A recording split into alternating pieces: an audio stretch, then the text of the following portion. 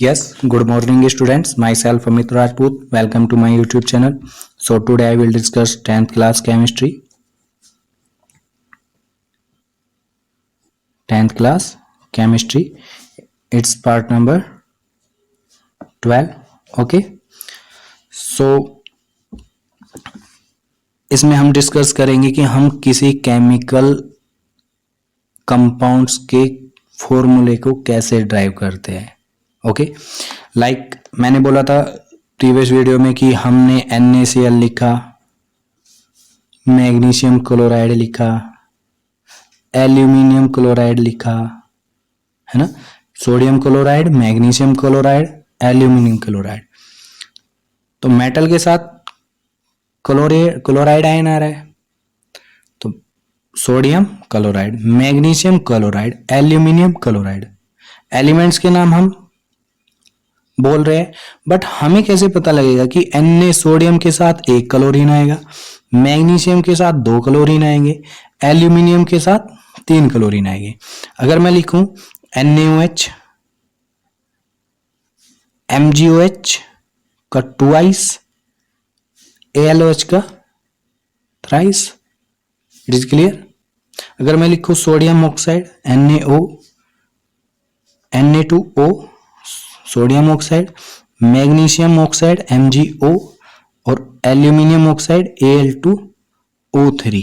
तो हम किस बेस पे इन कंपाउंड्स को केमिकल फॉर्मूला लिख पा रहे हैं.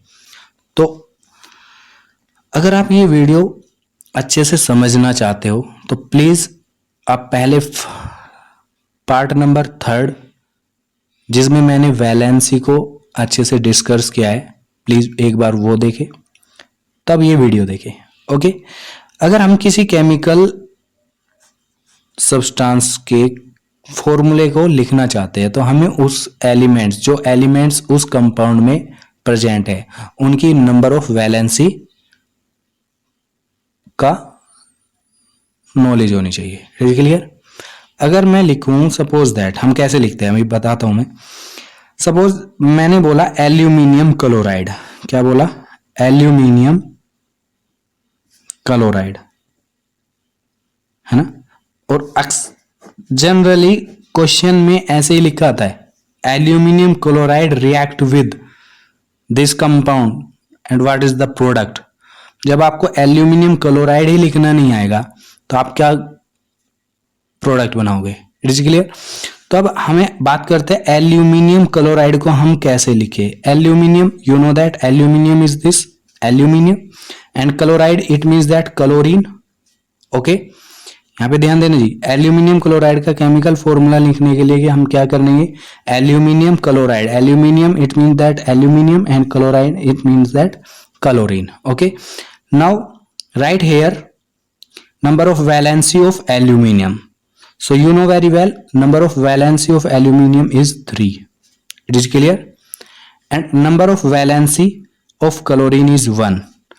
क्लोरीन की वैलेंसी -1 होती है, एल्यूमिनियम की वैलेंसी प्लस के 3 होती है. तो हमें यहाँ पे एलिमेंट्स के ऊपर एलिमेंट्स की वैलेंसी रखनी होती है without sign. It is clear. Then cross multiply करते हैं. क्या करेंगे? Cross multiply. ओके, तो हमारा क्या बन जाएगा, AlCl3. तो ये होगा हमारा एल्यूमिनियम क्लोराइड. कैसे लिखेंगे? एल्यूमिनियम क्लोरीन, एल्यूमिनियम के ऊपर एल्यूमिनियम की वैलेंसी, क्लोरीन के ऊपर क्लोरीन की valency and then cross multiply. It is clear. अगर मैं बोलूं magnesium chloride, magnesium chloride, magnesium chloride it means that magnesium, chloride it means that chlorine. You know very well magnesium की oxidation valency 2 होती है, chlorine की 1 होती है. Cross multiply then MgCl2. It is clear. MgCl2. अगर मैं लिखूं aluminium oxide, aluminium oxide it means that aluminium oxide, aluminium oxide it means that oxygen. And what is the valency of aluminium is 3 and what is the valency of oxygen is 2.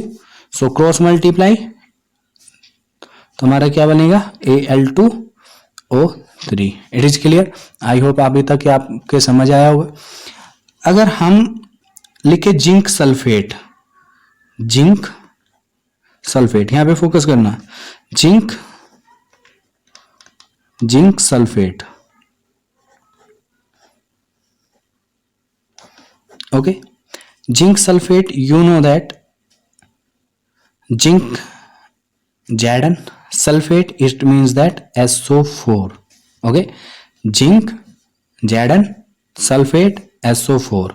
अब आपको पता है आपको ना तो zinc की oxidation value मालूम है, इट मीन्स दैट वैलेंसी मालूम है, नहीं आपको SO4 की वैलेंसी मालूम है। तो हम कैसे फाइंड आउट करेंगे कि भाई जिंक सल्फेट कैसा लिखा जाता है। अगर मैं बात करूं, आपको H2SO4 के तो बारे में मालूम ही है, सल्फ्यूरिक एसिड H2SO4। अगर मैं यहां से दो H पॉजिटिव रिमूव करूं, क्या रिमूव करूं, 2H पॉजिटिव।